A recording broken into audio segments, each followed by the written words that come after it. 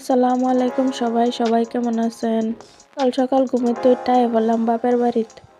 মানে আমরা উঠতে যাই নগাঁও আমার স্যারারে ডক্টর দেখাবার লিগা। আমার ভাইয়া লয়ে যাইব, এই যে গাড়ি বাইক করতেছে।